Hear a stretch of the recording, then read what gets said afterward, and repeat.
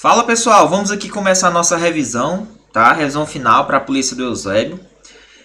Eu fiz essa revisão, pessoal, de uma maneira bem simples, tá certo? Eu vou trabalhar com os artigos que tem uma grande probabilidade de cair na prova. Então, prestem atenção, vai ser uma revisão bem rápida. O objetivo não é esgotar o conteúdo, e sim tentar ver quais são as questões possíveis de prova, tá certo? Então, nós vamos começar aqui a nossa revisão. Começando aqui pelo Estatuto Geral das Guardas Municipais, tá, pessoal? Então, peço que prestem bastante atenção a essa situação aqui com vocês, que eu vou trabalhar com vocês, tá bom? Então, rapidinho aqui, deixa eu só trocar. Vamos lá. O Estatuto das Guardas Municipais. Pessoal, fiquem atentos aos princípios mínimos, porque pode ser que caia uma questão de princípios mínimos cobrando o Estatuto da Guarda Municipal. Observe que ele fala o seguinte, ó. Proteção dos direitos humanos fundamentais. É um princípio que o guarda municipal vai ter que atingir, vai ter que fazer, vai ter que cumprir. Preservação da vida, redução do sofrimento e diminuição das perdas. Diminuição das perdas. Cuidado, patrulhamento preventivo. E também o uso progressivo da força, tá certo? E a questão do compromisso com a evolução social da comunidade. Então, o guarda municipal tem que atender aos princípios mínimos. Cuidado com esse patrulhamento preventivo e com o uso progressivo da força, que a questão pode trocar. Questão da competência geral das guardas municipais, tá certo? Questão da proteção dos bens, tá certo? Bens e serviços de quem? Do município, tá bom? Também, nos logradouros públicos municipais, tá certo? Então, fiquem atentos, logradouros públicos municipais, tá bom? Uma competência geral das guardas. Proteger os bens dos municípios dentro dos logradouros públicos municipais, tá certo? E a questão de suas instalações no município, beleza? Dentro das competências específicas, tá certo?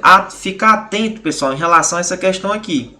Da atuação preventiva e permanente da Guarda Municipal em todo o território do município, tá certo? Outra questão também, exercer as competências de trânsito que lhe forem conferidas. Então, a Guarda também ela vai ter as competências de trânsito, mas não são todas.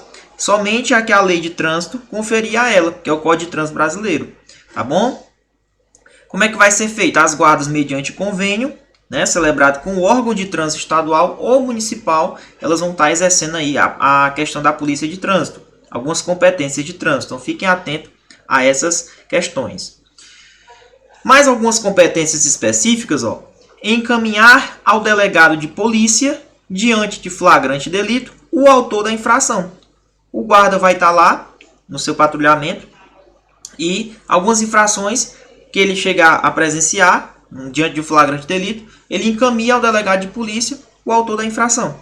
Preserva o local de crime tranquilamente, quando possível e sempre que necessário. Ele também auxilia na segurança de grandes eventos no município, na proteção de autoridades também, proteção de autoridades e dignatários. Outra questão importante. A guarda ela é subordinada ao chefe do Poder Executivo, que é quem? Que é o prefeito. Tá bom? Relação ao efetivo da guarda. Muniz, pode cair em prova? Pode cair as porcentagens. Tá? Pode cair as porcentagens. Municípios que têm até 50 mil habitantes, o efetivo da guarda vai até 0,4% da população. Então, esse aqui é o máximo, tá? Esse aqui é o máximo, tá? Esse aqui vai ser o máximo. Beleza? É o efetivo máximo. Efetivo máximo. Então, só lembrar, aqui é o máximo. Bom?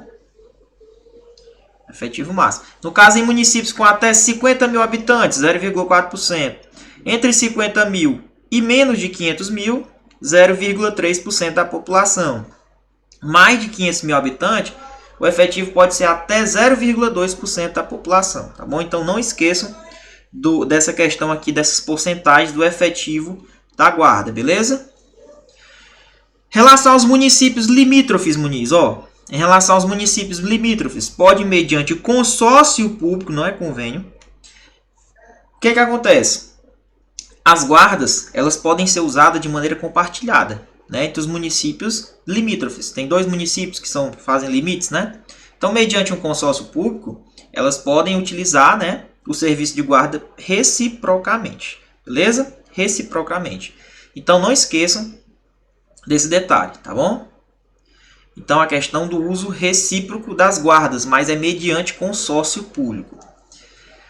Em relação à criação do órgão de formação para a guarda, Muniz, para formar os guardas, é facultado ao município a criação do órgão de formação. Não é obrigatório, tá? Para ele treinar, para ele se aperfeiçoar dos integrantes da guarda municipal. Então, essa questão da criação do órgão de formação, ela é facultativa ao município, não é obrigatória. Cuidado, viu? Algumas prerrogativas e proibições, tá certo? Em relação ao guarda municipal, caso ele seja preso, ele tem assegurado o recolhimento à cela isoladamente dos demais presos, tá bom? Ele fica isolado dos demais presos, quando sujeito à prisão antes da condenação. Às vezes ele vai ser preso antes de ser condenado, então tem essa prerrogativa de ser recolhido à cela individualmente dos demais presos, tá bom? E a questão que também eles têm autorização para o porte de arma de fogo, é uma prerrogativa do guarda municipal. Muniz, os cargos em comissão da guarda, como é que fica isso aqui? Bom, a lei fala, e eu acredito muito que pode cair na prova, ele é provido por membros efetivos do quadro de carreira. Em regra, tá certo? É provido por membros efetivos do quadro de carreira. Agora, durante os primeiros 4 anos, pessoal, de funcionamento da guarda, pode ser que esse cargo de direção, né, ele seja ocupado por um profissional estranho aos seus quadros. Então, existe essa possibilidade de uma pessoa que não seja efetiva ocupar. Mas aí ele deixa bem claro, nos primeiros 4 anos de funcionamento. Número da linha telefônica, 153, tá certo? E uma faixa exclusiva de frequência de rádio nos municípios que possuem a guarda, né? Então, gravem o número aí, 153. Muniz, em relação à estrutura hierárquica da guarda, ela pode utilizar a denominação idêntica das forças militares? Não pode. A guarda, dentro da sua estrutura, não pode ter soldado, nem cabo, nem sargento, tá bom? Ele não pode utilizar essa estrutura hierárquica, tá? Com denominações idênticas às das forças militares. Uniforme, preferencialmente na cor azul marinho. Preferencialmente, não é obrigatoriamente, ok? Em relação ao controle do funcionamento das guardas, nós temos que dividir o controle interno e um controle externo. Também acredito muito nessa questão. Pessoal, falando em controle interno, nós temos uma corregedoria, mas aí ela só vai ter a corregedoria nas guardas onde o efetivo seja superior a 50 servidores da guarda. Então, detalhe, a 50 servidores. Só vai ter a corregedoria para controlar internamente quando aquelas guardas que possuem efetivo superior a 50 homens, tá bom? Já o controle externo, onde as pessoas vão fazer a denúncia, né, das condutas dos servidores, dos guardas, nós temos a ouvidoria. Ela é totalmente independente em relação à questão da direção da guarda, tá certo? Então nós temos uma ouvidoria. Ela vai fazer o controle externo, independentemente de quantos servidores são. Diferente da corregedoria, ó, que para ela tem que ter um efetivo superior a 50 servidores. Município. Os corregedores e ouvidores terão mandato cuja perda será decidida. E os corregedores, Muniz, e os ouvidores, já que tu disse que tem um controle interno e externo. Tem a corregedoria, tem a ouvidoria. E só vai perder o mandato quando a Câmara Municipal do município, logicamente, decidir por maioria absoluta. Quer cair na prova, vai botar maioria simples, tá certo? Vai colocar outras coisas, mas tem que ser a maioria absoluta de todos os vereadores, a aprovação, beleza? Então, ele só perde o mandato se decidir pela maioria absoluta da Câmara Municipal, beleza? Outras denominações que pode cair na prova, né, que é consagrada pelo uso das guardas municipais, chamada Guarda Civil Municipal, Guarda Metropolitana, Guarda Civil Metropolitana. Pessoal, terminamos as apostas em relação à questão do Estatuto das Guardas, tá bom? Vamos agora acompanhar alguns artigos, tá certo? Em relação ao direito penal. Direito penal que está previsto também no edital, tá bom? Uma aposta minha é em relação ao homicídio privilegiado, onde ele diz que no artigo 121, quando o agente ele vai lá e comete um homicídio, mas ele está impelido sobre o quê? Sobre o domínio da violenta emoção ou por causa de um relevante valor social moral, pessoal, o que é que vai acontecer com ele?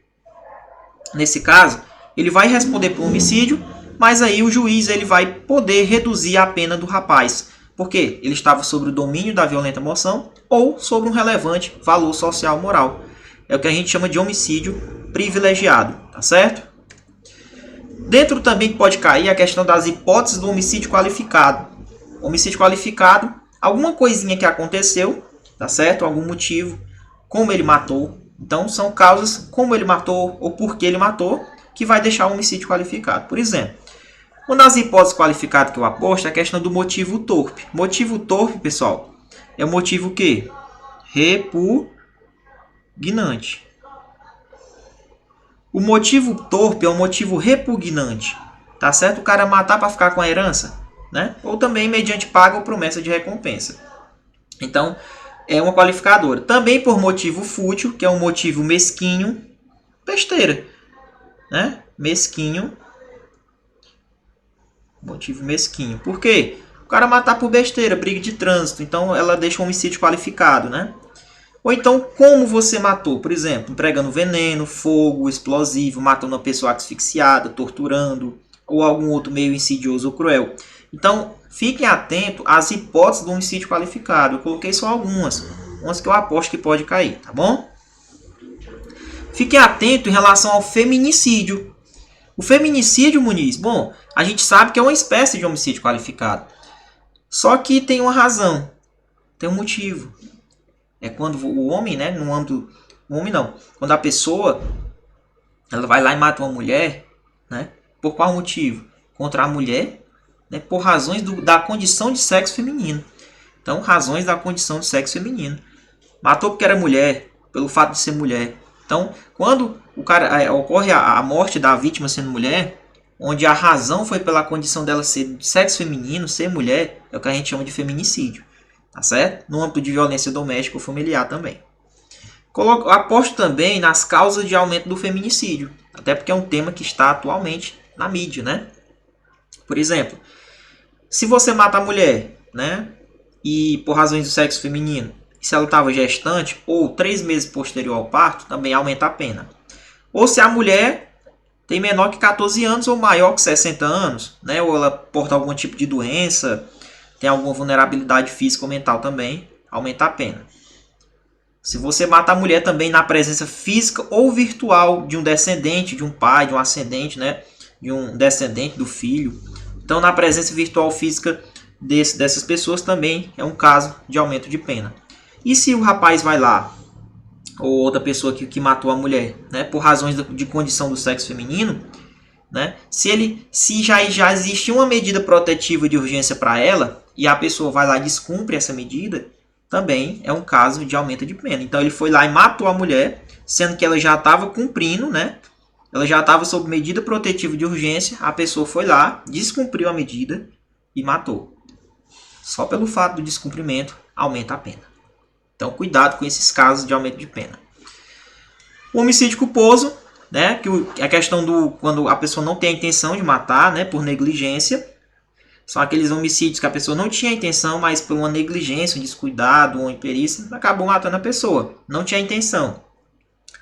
Um fato importante é que o juiz pode deixar de aplicar a pena, pessoal, quando acontece um homicídio culposo. Por quê? Porque não precisa a pessoa cumprir a pena, ficar presa. Por exemplo, o pai que vai tirar o carro da garagem, né, e atropela o filho, não viu. Bom, ele vai pagar a pena pro resto da vida. Então, pode acontecer um instituto aqui chamado perdão, questão do perdão, tá? Questão do perdão judicial, tá certo? O perdão judicial. O juiz vai deixar de aplicar a pena porque as consequências da infração já atingiu o próprio agente. Então, o perdão judicial é no homicídio culposo. Outra aposta minha, questão da lesão corporal de natureza grave e a gravíssima, saber diferenciar. Cuidado. Na grave, pessoal, ó, nós vamos ter o quê? Cuidado, ó, quando a pessoa pratica a lesão corporal grave, né? Lesão corporal de natureza grave. Um caso é quando nessa lesão deixou incapaz para as ocupações habituais dele por um período de mais de 30 dias. Falou mais de 30 dias é grave. Gerou perigo de vida, né? Ou uma debilidadezinha permanente. Cuidado que na gravíssima, ó, aqui ele fala debilidade permanente do membro. Na gravíssima é a perda do membro do sentido da função. Na grave é a debilidade permanente do membro do sentido da função. Beleza?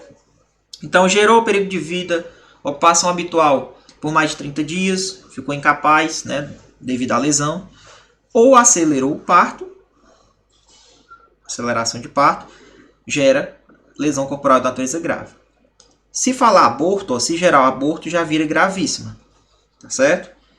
Gerou deformidade permanente, gravíssima, uma enfermidade incurável e a incapacidade permanente para o trabalho. Aqui, a incapacidade durou por 30 dias para ser grave. Se for incapacidade permanente para o trabalho, já é gravíssima. Tá certo? Então, cuidado nessas situações que podem chegar a cair na prova. Crimes contra a honra, também acredito que possa cair uma questão. Crimes contra a honra. Da questão da calúnia, né, da difamação e da injúria. O que é calúnia? Calúnia, pessoal, é você imputar um fato falsamente, tá certo? Um fato definido como um crime, tá certo? A uma pessoa. Caluniar alguém imputando-lhe falsamente um fato definido como um crime. Beleza? Então fiquem atentos. Aqui, na calúnia e da difamação, você fala para outras pessoas de uma pessoa. Você não fala diretamente para a pessoa que você está caluniando, tá? Então, caluniar, você vai imputar falsamente um fato, que é definido como crime, a uma pessoa, tá certo? É punível a calúnia contra os mortos, tá bom? Tem essa possibilidade. Ah, como é que eu vou caluniar uma pessoa que está morta? É possível. Na difamação já é diferente. Você vai imputar um fato, que é ofensivo à pessoa, né? Só que é o seguinte, esse fato não é crime. Ele só mancha a reputação da pessoa, beleza? Muniz, na difamação, outro ponto importante. É cabível a exceção da verdade? Na calúnia é. Na calúnia, se você realmente sabe, se você provar que aquele fato realmente aconteceu, é admitida a exceção da verdade. Agora, na difamação, a exceção da verdade, ela só se admite, né, quando a pessoa que foi difamada, ela é funcionário público. E detalhe, o motivo, o assunto da difamação tem que ser relacionado ao exercício das funções. Porque, por exemplo, se eu difamar uma pessoa que é funcionário público, dizendo que ela estava traindo a esposa, não tem nada a ver com ser funcionário público. Então, a exceção da verdade, ela é cabível, tá certo? Quando essa ofensa ela é relativa às funções que o funcionário exerce. Beleza? Não cabe a exceção da verdade na injúria, tá? Não cabe. O que é injúria, Muniz? É ofender a dignidade da pessoa. Você mexer com a honra subjetiva da pessoa. Beleza? Isso é injúria. Então, é diferente da calúnia, que é diferente da difamação, que é diferente da injúria. Caluniar é imputar um fato que é um crime a alguém. A difamação, você imputa um fato a alguém, mas esse fato não é crime. E a injúria, você vai ofender a dignidade e a honra da pessoa, com algumas palavras. Tá bom? Agora a questão da injúria racial, viu? Ó? Quando o que você falar, por exemplo, você chamar a pessoa de macaco ou outra coisa, né? Isso não pode, pessoal. Isso não pode. Tá certo? Isso é um absurdo. Tá certo? Então, nesse caso aqui, ó, no parágrafo 3º, ele fala o seguinte. Se a injúria consiste na utilização de elementos referentes à raça, cor, etnia e religião, origem ou condição de pessoa idosa ou portadora de deficiência, tá certo? Se o motivo lá da hora, tá certo, for motivo de cor, etnia, religião, origem ou condição da pessoa, tá certo? O idosa ou portadora de deficiência, isso é injúria racial, tá certo? Injúria racial.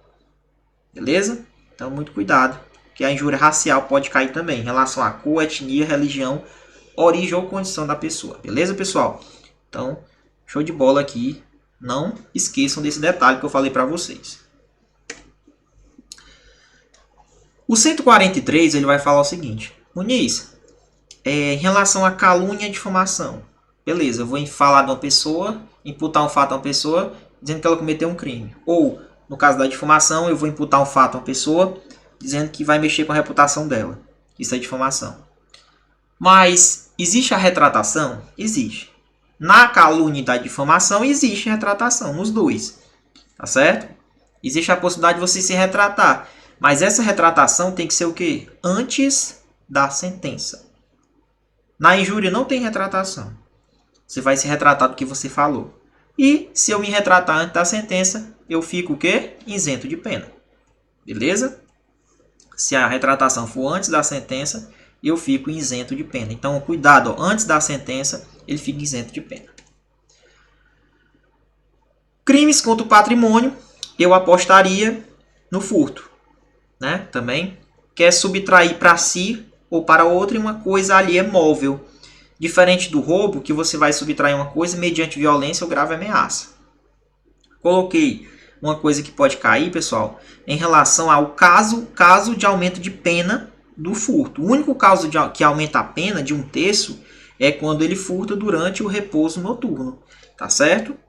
E também um outro caso, pessoal, em relação aqui ao parágrafo 2º, a questão do furto privilegiado.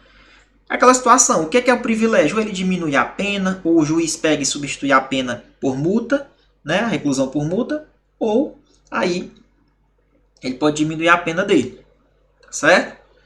O que acontece? Se o cara é primário, primeira vez que ele cometeu furto, a coisa que ele furtou era de pequeno valor, né? O juiz pode substituir a pena dele de reclusão por detenção, ou pode diminuí-la, tá certo? De 1 a 2/3, ou aplica somente a multa. Então isso aqui que a gente chama de quê, Muniz? Chama de furto, tá? É o furto só anotar aqui rapidinho. É o furto. Opa! Aqui é a canetinha. Começando a travar aqui. Beleza? É o furto. Beleza? Privilegiado. É um privilégio, né? Por quê? Porque aí o cara é primário, se a coisa é de pequeno valor, o juiz pode substituir a pena dele de reclusão, né? Ou ele bota uma detenção para ele, ou diminui a pena de 1 a 2/3, ou aplica somente a multa. É o que a gente chama de furto privilegiado. Outras hipóteses que podem cair, a questão do furto qualificado, tá certo? Também tem uma aposta grande nisso aqui, para saber quais são os casos que vão qualificar o furto.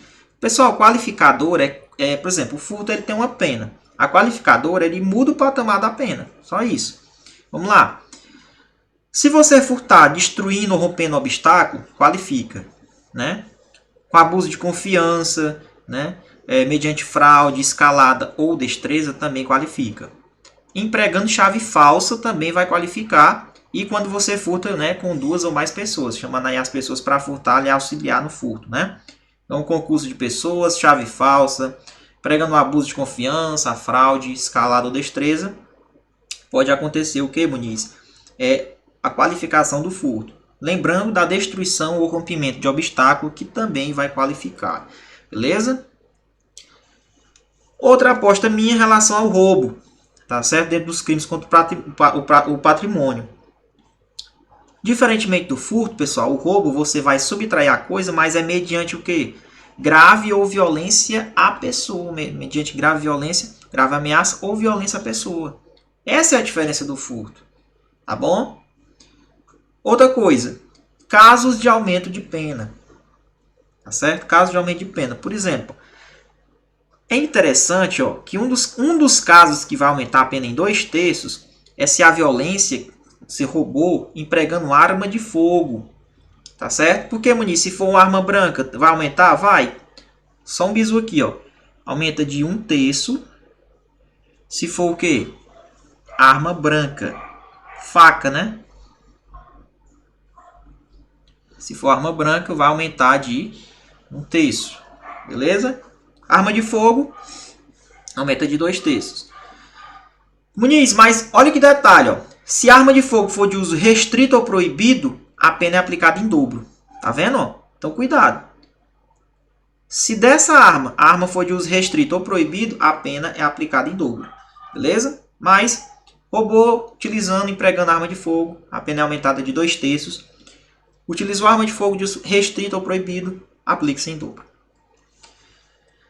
Outra que eu aposto é a questão do dano qualificado, até porque você, guarda, né, municipal, vai estar sujeito a essas situações de crime de dano. É importante, tá certo, a gente saber as hipóteses do dano qualificado. O que é que qualificaria o crime de dano? Quando você vai lá, quebra uma coisa.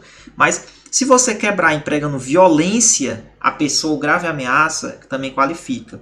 Empregando substância inflamável, explosivo, tocando fogo no carro, ou então nas coisas, tá certo? No crime de dano. Né? Outra situação, se o fato também não constitui um crime mais grave, né? Chegar a matar a pessoa, ele vai responder por homicídio qualificado, né? Porque utilizou o fogo. Né? O que é que acontece? Onde é que acontece na guarda? Aqui, ó. Se o dano for contra o patrimônio da União, do Estado, do município, ó, por exemplo, se o dano for contra o patrimônio do município, é um caso de dano qualificado. Né? Ou autarquia, ou fundação pública, empresa pública, sociedade de economia mista, ou empresa concessionária, também qualifica o dano. Então, ó, beleza? Entenderam a situação aí do dano qualificado, né? Empregando, ó, quando o dano é contra uma coisa que é do patrimônio público, da União, do município, aí ele vira dano qualificado. Outra aposta que pode cair, crimes contra a administração pública, tá certo? Muniz, peculato, não é isso? O que é o peculato? O peculato é quando você se apropria, né? O funcionário público, ele vai se apropriar de dinheiro, valor ou qualquer outro bem imóvel. Bem imóvel. Pode ser público ou particular. Mas por quê? Em razão do cargo dele. Então, em razão do cargo dele, ele é um funcionário, guarda municipal, vai lá, se apropriou, né, do dinheiro, de valor que não era dele, né? Podia ser público ou particular, porque a administração poderia estar ali sobre a posse daquele bem particular. Então é o seguinte, ele utilizou o cargo dele para se apropriar de um dinheiro que não era dele, de um valor que não era dele, ou de qualquer outro bem imóvel. Peculato. Em proveito dele ou de outra pessoa. Peculato admite a forma culposa, tá?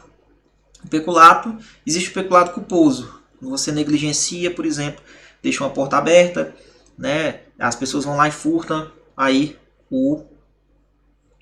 as coisas da administração, beleza? Negligenciando, sendo que você tinha responsabilidade sobre aquele setor, tá certo? Então você pode responder peculato na forma culposa, beleza? Aí tem as questões das reparações do dano, tá bom? Dessa situação. Então, o peculato, ele admite a forma culposa, beleza? Bem simples. É só para você entender quais são os artigos que podem cair na prova de vocês e vocês ficarem cientes, tá? Crime de concussão. Concussão, ó, é diferente de corrupção passiva. Concussão é exigir. Ele vai exigir uma vantagem, pessoal. Mas ele está se utilizando de quê? Da função dele.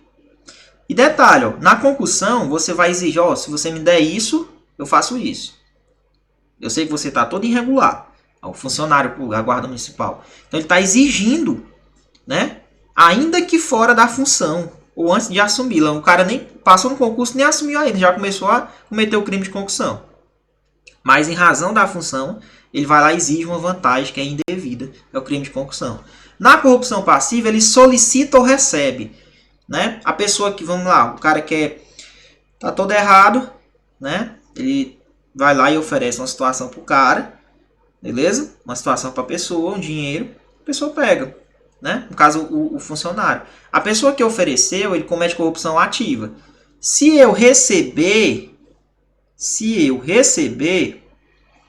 eu estou cometendo corrupção passiva. Agora, eu também poderia solicitar, eu como guarda, ô meu amigo, ó, e aí, quer que você pode me ajudar, né? Como é que a gente faz? Ó, solicitando alguma vantagem devida para, né, fazer alguma coisa. Beleza? E se for uma situação para ele liberar, que essa for uma situação de ofício dele, que ele tinha que fazer, ainda é um caso de aumento de pena. Beleza? Então, detalhe. Solicitar ou receber, direto ou indiretamente, ainda que fora da função, mas em razão dela.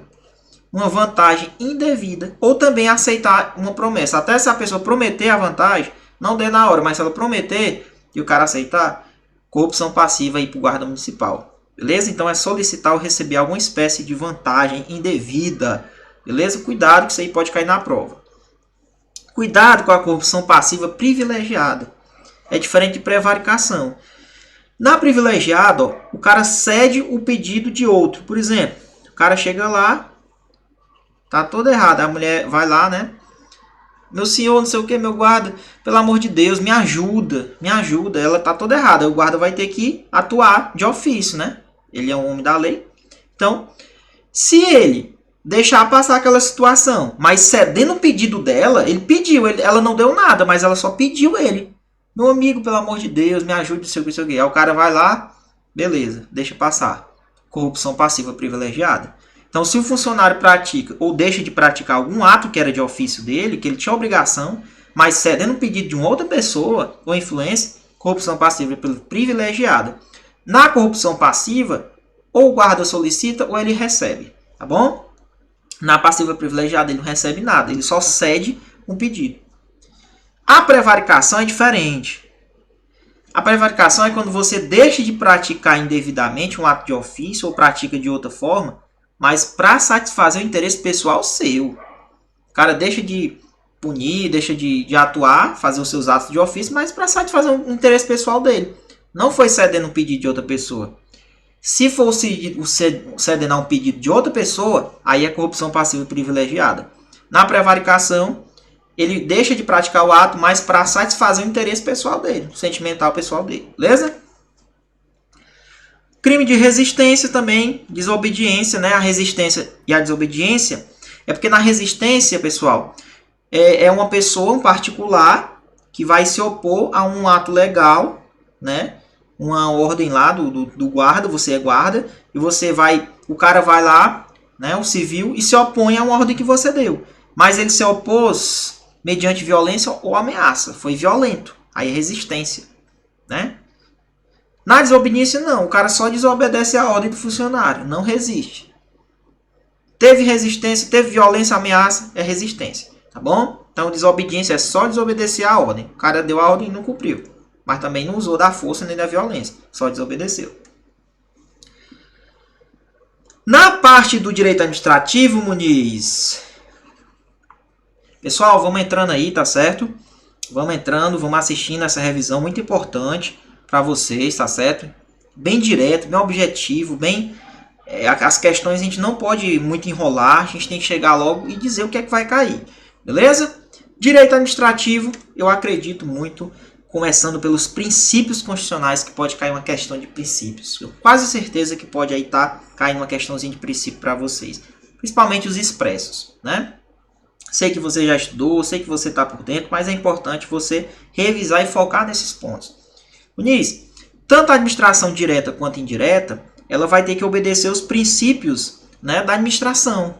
Todo administrador ele tem que atuar obedecendo os princípios da legalidade, da impessoalidade, da moralidade, da publicidade e da eficiência, que é o famoso LIMP. Tá bom? Então eu acredito muito numa questão dessa dos princípios constitucionais. Tanto a administração direta quanto a indireta obedecem os princípios constitucionais expressos. Por que é expresso? Porque está previsto na Constituição Federal. Bom? O princípio da legalidade, ó, é a questão da administração estar subordinada à lei. A administração vai fazer o que a lei manda. Beleza? Na impessoalidade, pessoal, é o contrário de ser pessoal. Nós, administradores, nós não podemos fazer as coisas pensando no nosso lado pessoal. Nós temos que pensar o que? Na coletividade. Então, os atos que são praticados pela administração, eles têm que ter o fim, a finalidade com o interesse público, não finalidade de interesse pessoal. Nem à toa que tem a questão da vedação à promoção pessoal. Às vezes o administrador, ele faz o quê? Não, estamos construindo uma obra. É o prefeito fulano de tal. Não é o prefeito fulano de tal. Não foi o fulano que construiu, mas sim o gestor, o prefeito, que está naquele cargo naquele momento, em nome do Estado, da administração que fez isso ali. Porque eu não posso trazer o meu lado pessoal, porque eu estaria me promovendo. Então, a impessoalidade é muito importante em relação à questão da isonomia também, dos atos serem justos, realização de concurso público para ser justo, para ser isonômico, tá bom? Sempre prezando pela impessoalidade. Outro princípio que pode estar caindo é a questão da publicidade. A transparência dos atos públicos. Os atos têm que ter transparência, Muniz. Os atos, eles têm que ser atos transparentes, tá bom? Agora, essa transparência, tudo que a administração fizer, ela tem que mostrar para o público. Mas ela tem que se mostrar todos os atos? Me digam se são todos os atos. Não. Existem atos que comportam exceções, que a gente não pode estar publicando para todo mundo ver. Se for um ato que mexe com a segurança da sociedade ou a intimidade pessoal, eu não posso estar publicando. Atos que relacionados à questão da segurança, uma investigação, eu não posso estar publicando esses atos, tá bom? Que vai interferir em outros interesses coletivos, tá bom? Princípio da eficiência, que foi incluído na emenda complementar de 98, tá bom? Que é um princípio expresso também do LIMP. Está relacionado com a questão do rendimento funcional dos servidores, a questão da qualidade do serviço que é prestado, os resultados, né? Metas que são postas durante a administração, a questão da perfeição do trabalho, a produtividade do trabalho, a redução de desperdícios, tudo relacionado com o princípio de ser eficiente, um gestor eficiente, tá bom? Coloquei alguns princípios implícitos que podem estar caindo, que costumam cair muito em prova, que é o princípio da autotutela. Autotutela, Muniz, o que seria autotutela? A própria administração, ela faz os seus atos, mas se ela cria, ela também pode fazer o quê? Ou ela pode revogar ou ela pode anular. Revogar, por exemplo, é um ato que ela fez, que é um ato legalzinho, tudo direitinho, só que não tem mais interesse da administração em continuar com aquele ato. Ele não tem mais conveniência e não tem mais oportunidade. Ele é inconveniente, ele é inoportuno. Então, se um ato que não é mais conveniente para a administração, mas ele é legal, eu vou revogar. Agora, se for um ato ilegal, totalmente ilegal, por exemplo, a administração fez um ato, foi constatada uma ilegalidade. O ato é ilegal, anula. Agora, se o ato for legal, ele vai ser usado. Agora, com o tempo, a administração não vai ter mais interesse e vai revogar aquele ato. Beleza? Então, cuidado que a administração, através do princípio da autotutela, ela pode revogar ou anular os seus próprios atos, sozinha, tá bom? Outro princípio que está implícito é na razoabilidade, na proporcionalidade dos seus atos, tá bom? A administração, pessoal, ela vai fazer seus atos dentro dos seus limites de discricionariedade de ação, mas, beleza, a lei, às vezes, ela diz algumas coisas, né, os atos vinculados, mas também, às vezes, tem atos discricionários, onde a lei, ela te dá uma margem de liberdade. Eu, gestor, eu tenho uma certa liberdade, mas eu não posso exercer essa liberdade totalmente, tá? Eu tenho que obedecer os limites da lei, eu tenho que ser proporcional, eu tenho que fazer uma ação proporcional, eu tenho que ser razoável. Por exemplo, se eu pego um comércio que está totalmente irregular, venda de remédios irregular, eu vou aplicar uma multa de R$1 bilhão? Não vou, pessoal.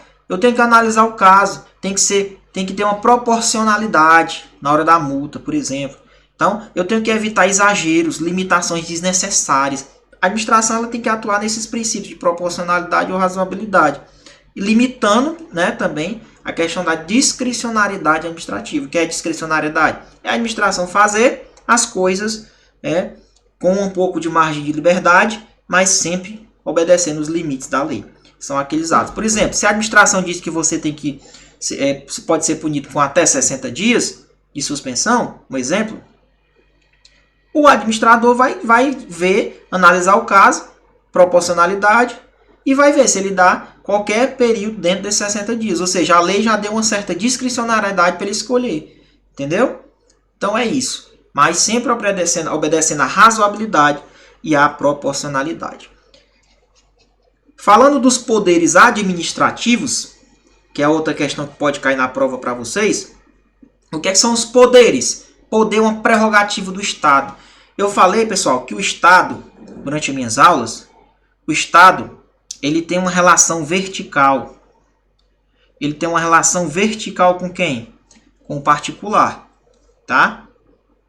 Ele tem uma relação vertical com o particular. Por quê? Porque o Estado, pessoal, ó, tá aqui o Estado, ó, ele tem um princípio da supremacia do interesse público, onde as ações do Estado ela é voltada para ações coletivas. São ações coletivas. E as ações coletivas elas prevalecem sobre as ações dos particulares. Existe uma relação vertical entre o Estado e o particular. Então, como é que ele vai garantir essas ações coletivas? Ele tem que ter um poder. Ele tem que ter prerrogativas de Estado. São instrumentos, tá bom? O poder discricionário é aquele poder que o gestor ele tem uma margem de liberdade, né? Ele vai atuar dentro da conveniência e oportunidade. Falou nessa palavrinha, ó, conveniência e oportunidade, você vai lembrar da discricionariedade. tá bom? Da discricionariedade. O poder hierárquico é o poder do escalonamento, distribuição de função, de dar ordens, delegar competências, avocar as competências, tá certo? Então, o poder hierárquico é o poder que você tem de delegar competências, dar ordens, tá certo? Coloquei delegar aqui, mas é avocar, tá? Avocar. Assim como ele delega as competências, ele pode estar puxando, avocando essas competências para ele novamente. Então, porque existe uma hierarquia, alguém tem que colocar ordem na casa. Então, o poder hierárquico que a administração tem para poder funcionar aí a administração, tá bom? Poder disciplinar e poder de polícia. Acredito muito no poder de polícia cair na prova, tá certo? Do Eusébio. Muniz, o que é o poder disciplinar? Poder disciplinar é o poder que a administração tem de punir internamente quem? As infrações, os seus servidores, ou as pessoas que estão sujeitas à disciplina da administração, né? São os particulares que estão colaborando, que estão sujeitos à disciplina dos órgãos, né? de serviço da administração. Então, o poder disciplinar é o poder de você punir o servidor. Já o poder de polícia é o poder de punir na esfera privada. Aqui você vai punir o particular, o civil, e não o servidor. Tá? Por exemplo, quando a administração fecha um comércio que está todo irregular, ela está utilizando o poder de polícia. O comércio é a particularidade da pessoa, mas ela utilizou o seu poder de polícia dentro da esfera privada, permitindo que se aplicasse restrições e condicionamentos nessas atividades privadas. Tá bom? Presta bastante atenção. Não vamos confundir o poder de polícia com o poder disciplinar. O poder de polícia é voltado para os particulares. O poder disciplinar é voltado para a punição interna de servidores ou pessoas que estão sujeitas à disciplina do órgão, né? Atributos do poder de polícia. Nós temos a discricionariedade, autoexecutoriedade e a coercibilidade. Beleza? Como eu disse, o poder de polícia ele é discricionário. Ele tem que ver a melhor forma para ele atuar. Autoexecutoriedade, que a administração ela não precisa pedir o judiciário para executar seus atos. Ela vai lá e executa. Tá? A coercibilidade é a possibilidade de eu impor coisas coercitivas, ações coercitivas para que o particular realmente cumpra o que tem que ser feito. Porque às vezes ele pode resistir. Então eu posso impor a ele, posso utilizar o atributo da coercibilidade. Então quais são os atributos do poder de polícia? Nós temos a discricionariedade, a autoexecutoriedade e a coercibilidade. É o DAC. Tá bom? DAC. Passando, acredito numa questão de atos também administrativos, tá bom? Relação cobrando os atributos. Muniz, quem são os atributos dos atos? Lembrando que os atos, né, são atos unilaterais. São atos unilaterais. Aqui é o Estado que está impondo, está fazendo um ato, tá certo? Então o ato ele é unilateral, ele vai ser imposto contra o particular. Tem que ser cumprido, né? Não existe vontade do particular, que a vontade é da administração, da coletividade. Então é o seguinte, quem são os atributos do ato? Bom, o ato, pessoal, um ato que é realizado pela administração, ele tem que ter veracidade, ele tem que ser legítimo, senão a administração não tem moral, né? Por isso que a gente diz, ó, tem fé pública. Então os atos, eles presumem-se legítimos, verdadeiros. Então quando é feito um ato, mesmo que aquele ato às vezes esteja ilegal, a pessoa esse ato vai ser publicado, né? Ele vai ser posto, a pessoa tem que cumprir. Mas depois é que a pessoa entra dizendo que aquele ato está ilegal. Beleza? Se a administração não verificar antes. Mas às vezes o ato nem é tão correto, mas a pessoa vai ter que cumprir. Ah, não foi de acordo com a vontade nem de todo mundo. Por exemplo, eu vou praticar um ato, 80% aprovou e os outros 20% não, acha que é errado. Beleza. Mas vai ter que cumprir. Por quê? Porque os atos da administração têm presunção de legitimidade. Se esse pessoal aqui achar ruim, aí, por isso que a gente diz que o ônus é invertido. Se eles acharem ruim, tá certo? Aí eles entram contra a administração para provar que aquilo ali é errado. Beleza? Mas por isso que todos os atos eles têm a presunção de legitimidade. O atributo da imperatividade, autoexecutoriedade e tipicidade. Imperatividade é você impor aos particulares, né, uma situação. Então, você vai impor que aquela pessoa cumpra aquele ato. Então, é um atributo dos atos administrativos. Nós falamos da presunção. Todo ato que é feito, independente de qualquer coisa, atos administrativos, tem presunção. A imperatividade é o atributo de impor. Impor aquele ato para os terceiros cumprir aquele ato. Tá? Autoexecutoriedade, importante. Ó, acredito muito que cai na prova. A autoexecutoriedade é a capacidade de eu cumprir um ato administrativo, tá certo? Sem precisar pedir autorização do Poder Judiciário. Não precisa. O Judiciário autorizei para eu cumprir esse ato? Não precisa, tá bom? Auto, ó, o nome é automático. Ele executa as ações, a administração, a prefeitura, o Estado, ele executa os seus atos. Normalmente através de seus servidores, porque tem a questão do atributo da autoexecutoriedade dos seus atos. A tipicidade já é a questão de o ato ser tipificado, ser previsto em um ordenamento jurídico. Então, quais são os atributos do ato? É o PAT, né? O PAT são os atributos do ato. Não erra essas questões na prova. É o PAT, ok? Presunção de legitimidade, autoexecutoriedade, tipicidade e a imperatividade. Não esqueçam dos atributos dos atos administrativos, ok? Atos vinculados versus atos discricionários. Ato vinculado é aquele que o gestor, o administrador, está vinculado à lei. Todos os atos estão previstos em lei, né? Todos os atos estão, só apagar aqui. Os atos estão vinculados à lei, beleza? Vinculados à lei. O administrador só vai fazer o que está previsto na lei. Já os atos discricionários são aqueles atos que envolvem o mérito da administração. O mérito, né? Questão da conveniência. Conveniência e oportunidade de fazer aquilo, né? Ele vai analisar qual a melhor forma de fazer dentro dos limites da lei. Então, questão envolver o mérito. Aí você já pensa, bom, é um ato discricionário, né? É o mérito do administrador fazer. Se ele quiser pintar o muro de vermelho, de amarelo, o muro da escola, ele vai analisar se é conveniente ele fazer aquilo.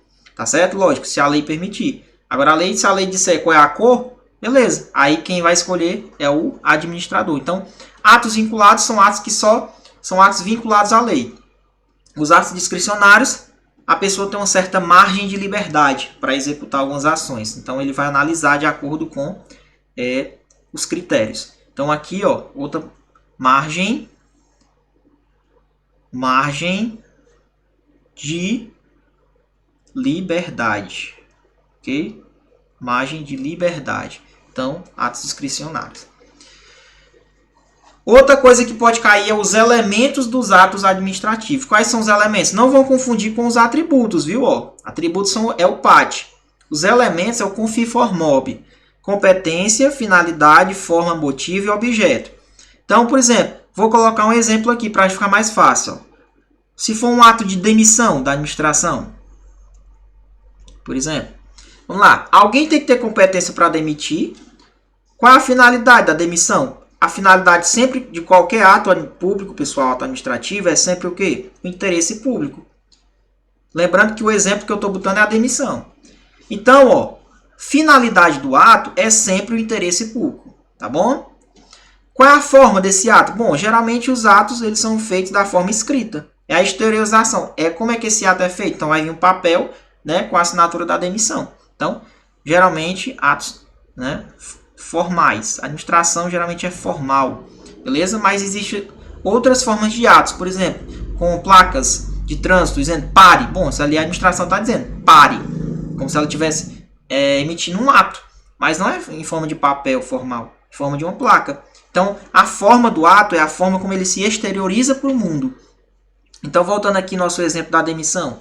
Alguém tem que ter competência, alguém tem que ter... Qual é a finalidade da demissão, que é sempre o interesse público. Com certeza o cara fez alguma coisa que foi de encontro à administração. A forma é como se exterioriza o ato. O motivo são os motivos de fato e de direito. Pessoal, caiu na prova essa parte aqui, ó. Situação de fato ou situação de direito. Lembra do motivo, viu? Lembra do motivo. São as situações, são os motivos que levaram à demissão. Do exemplo aqui. E o objeto é o próprio conteúdo, a própria demissão em si, é aquilo que o ato determina. No caso, a demissão. Tá certo? É a alteração no mundo jurídico, ou seja, é a saída do rapaz da administração porque sofreu a demissão. Então, quais são os elementos do ato? Competência, finalidade, forma, motivo e objeto. Lembrando um pouquinho da teoria dos motivos determinantes, bem simples, onde ele diz, pessoal, que uma vez um ato for motivado, a sua validade ele vai se vincular aos motivos indicados como seu fundamento. Então, a teoria dos motivos determinantes vai falar o quê? Uma vez motivado um ato que a administração fez, motivado, o que ela fez, o motivo que ela deu, por exemplo, eu vou colocar aqui a demissão. O ato de demissão. Se ele motivou o ato, então a validade daquele ato vai se vincular ao que ele disse.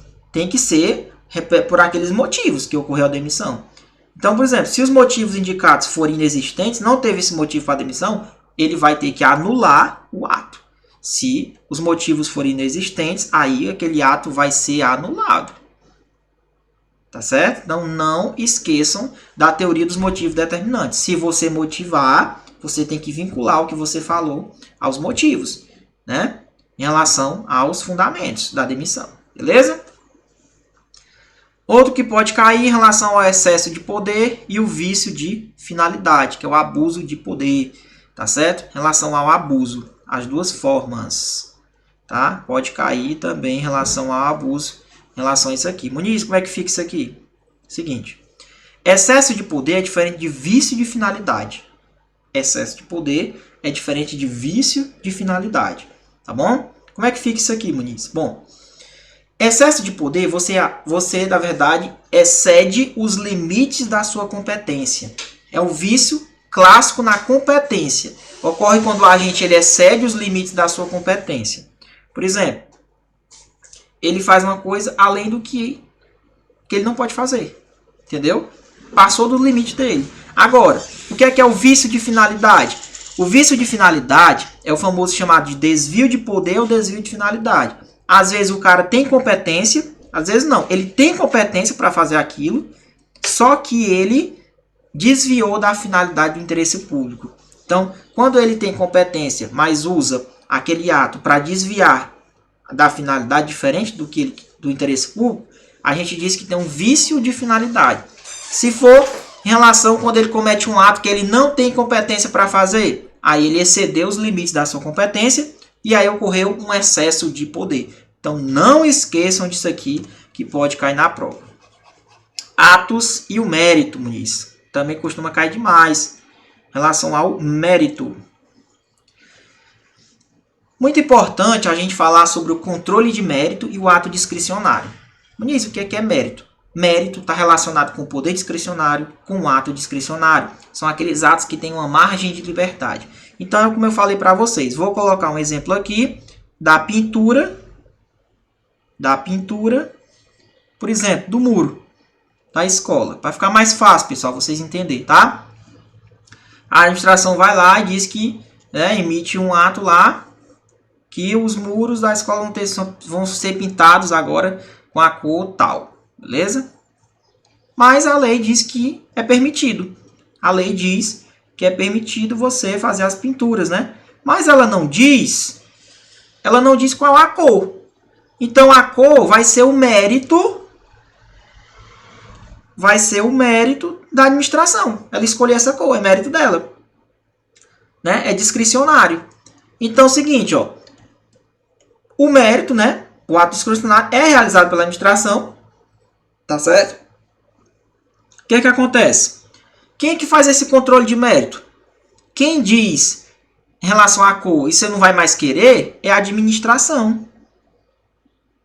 É a administração. A administração diz, não quero mais não. Então muda, revoga o ato. Então, o controle de mérito, pessoal, é realizado pela administração. O judiciário pode fazer controle de mérito, o judiciário chega lá e fala assim, ó, ei, não, pinta esse muro de vermelho, não, pinta de azul.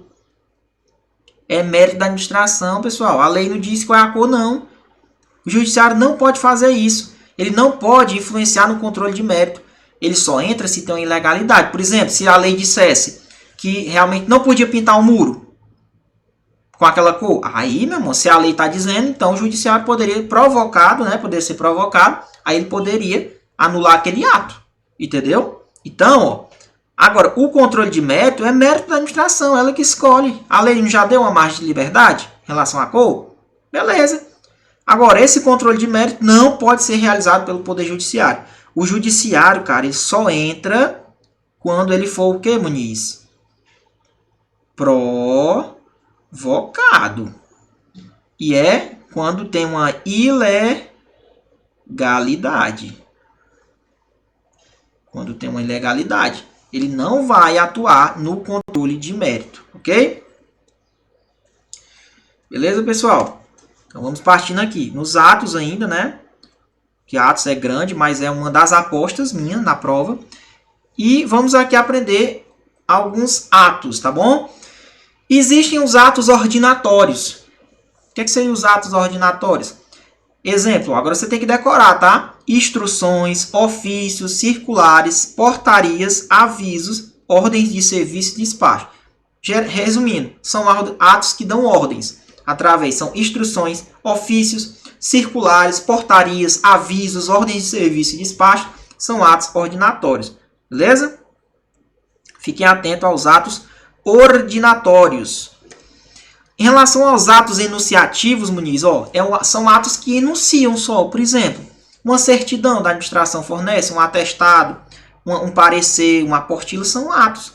Mas é só para enunciar, é só para, por exemplo, uma certidão, é só para a pessoa ter ali como prova para alguma outra coisa. São atos enunciativos, é como se a administração estivesse só enunciando um ato.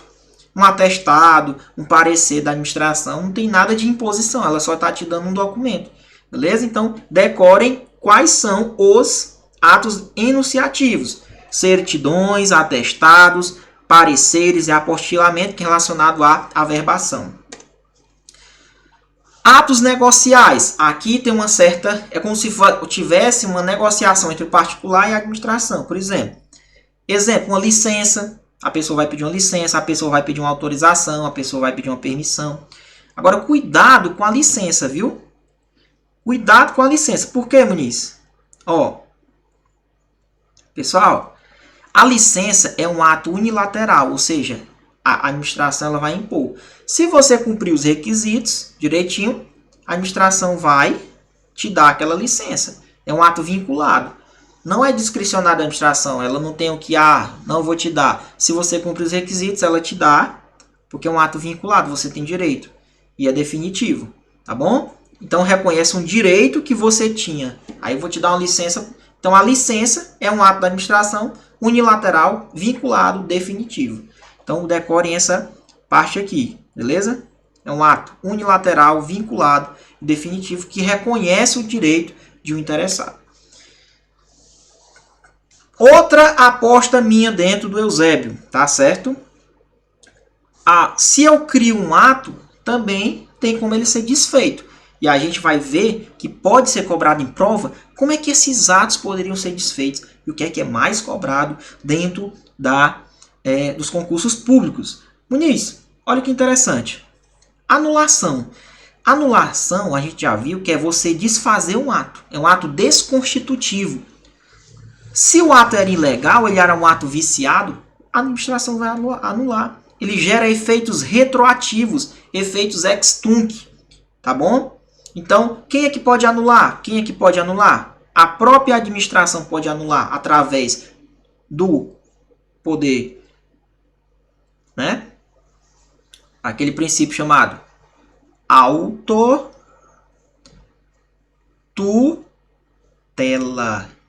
né?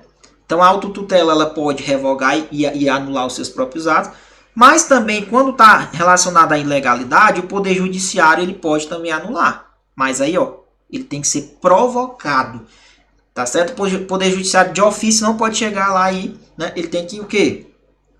Receber uma provocação. A administração tem que ir atrás dele. A pessoa tem que ir atrás dele para poder anular o ato. Beleza? Então tá aí.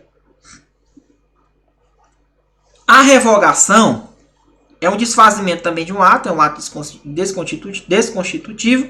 Mas é quando aquele ato ele é até legal. É um ato tranquilo, legal. Mas ele não é mais eficaz. Não tem mais interesse para a administração. Tá certo? A revogação, o judiciário não faz revogação. Só quem faz revogação é somente quem? Somente a administração pode fazer a revogação. Por quê? Porque é em virtude do mérito. Lembra que eu falei do controle de mérito? O Poder Judiciário não faz controle de mérito. Tá bom? Quem pode revogar? É a administração. Certo? E a revogação ela gera efeitos prospectivos, é dali para frente, então gera efeitos ex nunc. Beleza? Pessoal, entrando nessa parte aqui de direito administrativo, uma aposta interessante, boa também, que a gente pode estar ciente, é a questão das licitações. Está previsto no edital. E em relação à licitação, a minha aposta é o seguinte: a regra, tanto da administração direta e indireta, é que vai comprar obras públicas, vai contratar, vai comprar alguma coisa para a administração, a regra é licitar tanto a administração pública direta quanto indireta. Mas nós temos hipótese de contratação direta. Ou seja, você contrata sem a necessidade de licitar, de fazer o processo licitatório. Tá certo? Com aquela fase interna, fase externa. Eu acredito que pode cair na tua prova as hipóteses de inexigibilidade de licitação. Muniz, quais seriam essas hipóteses de inexigibilidade de licitação? Bom, imagina eu comprar um produto onde tem um fornecedor exclusivo. Um único fornecedor exclusivo. Se eu tenho um fornecedor exclusivo, é só aquele cara, eu posso contratar diretamente sem licitar. Outro caso, quando eu quero a questão dos serviços técnicos de natureza singular, que aquele cara faz, que tem uma notória especialização, tá certo? Então, não pode serviço de publicidade e divulgação, tá? Não pode. São qualquer outro serviço que não seja publicidade e divulgação, mas seja um serviço técnico de natureza singular, também é uma hipótese de inexigibilidade de licitação, tá certo? Detalhe que essas hipóteses que eu coloquei aqui são exemplificativas, tá certo? Tem outras. Então, Muniz, um artista consagrado, por exemplo, esses artistas de banda, tá certo? Que são únicos. Ah, vou fazer uma licitação entre o sertanejo, fulano e fulano. Não. São artistas consagrados, são únicos, cada um tem um estilo. Então, eu não preciso fazer a licitação para quando tem um artista consagrado, tá bom? É uma hipótese de inexigibilidade, ou seja, o contrato direto, não preciso fazer a licitação. Outro ponto importante, se cair em relação às modalidades. Nós temos a modalidade de concorrência, tomada de preços, convite, concurso e o leilão, tá certo? Concorrência, tomada de preços, convite, concurso e leilão. Muniz, na concorrência, como é que é o procedimento? Eu acredito muito no procedimento também. Como é que ficaria esse procedimento aqui, ó? Como é que ficaria esse procedimento? Na concorrência, os participantes têm que ter uma habilitaçãozinha preliminar. Qualquer pessoa pode participar, qualquer pessoa, uma empresa, né? Mas tem que ter uma habilitaçãozinha preliminar. Na tomada de preços, tanto em obras públicas quanto em compra de produtos, as pessoas já têm que estar cadastradas. E quem não tiver se cadastrado até o terceiro dia anterior, né? Antes da licitação, para poder se cadastrar. Ele dá uma oportunidadezinha para também a pessoa se cadastrar até o terceiro dia. Então não esqueçam disso aqui. Até o terceiro dia para quem não conseguiu. Mas vai pegar a lista de quem está cadastrado e vai analisar. Beleza? O convite, é uma modalidade de licitação onde você tem os convidados. Você vai fazer os convidados, convidados, no mínimo 3. Tá certo? No mínimo 3 convidados. Você convida 3. Mas você fixa uma cópia para quem quiser participar, os outros em 24 horas. Tá certo? O concurso é uma modalidade que vai estar relacionado com trabalho técnico, científico, artístico, questão de premiação, através de premiação ou remuneração, tá certo? Então é um trabalho técnico, científico, artístico, em relação a uma obra, por exemplo, vai ser premiado ou remunerado, quem ganhar, né? E essa divulgação desse edital do concurso tem que ter, né, um lapso mínimo aí de 45 dias antes, beleza? Então, tem a divulgaçãozinha de 45 dias antes. Cuidado com os prazos. Concurso 45 dias antes. Ok? Então, tá lá, vamos só revisar de novo. Concorrência, habilitação preliminar. Tomada de preços, para quem está cadastrado, ou estende até o 3º dia. Os convidados, em relação ao convite, no mínimo 3. Depois fixa uma cópia para chamar os outros. Concurso, trabalho técnico, científico ou artístico. Vão ser premiados ou remunerados. E tem que ter uma divulgação no mínimo de 45 dias antes. O leilão também é uma modalidade. O leilão é utilizado, pessoal, para doação de bens, né? Alienação de bens móveis. Geralmente, bens que foram apreendidos, né? Penhorados pela justiça, vai ser leiloado, né? Imóveis, ou com uma dação de um pagamento, né? Um processo judicial. Então, o leilão é utilizado nessas modalidades, ok? Hipótese da dispensável. O que é a licitação dispensável? Na inexigibilidade, é que não precisa. Não precisa licitar. Agora, tem algumas hipóteses em relação à questão da licitação, contratação de obras, serviços, compra de produtos, que é dispensável. O que é dispensável? Dispensável é porque tem uma discricionariedade. Ou ele pode licitar, ele pode fazer através de licitação, ou ele também pode contratar diretamente. É discricionário, tá certo? Então, ó, quando tem relação ao baixo valor. Então, produtos, né? Em relação a que tem baixo valor, pode acontecer dele não licitar, mas também pode acontecer dele licitar. É o que a gente chama de licitação dispensável.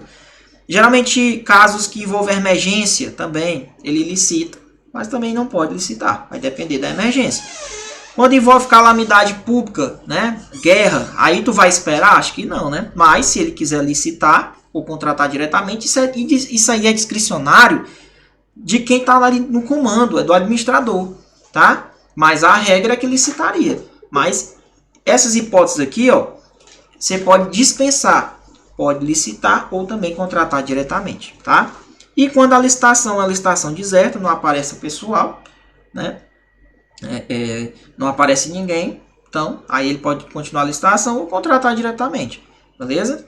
É a famosa licitação deserta. Então cuidado com isso daqui, que pode estar caindo questão da dispensa, né?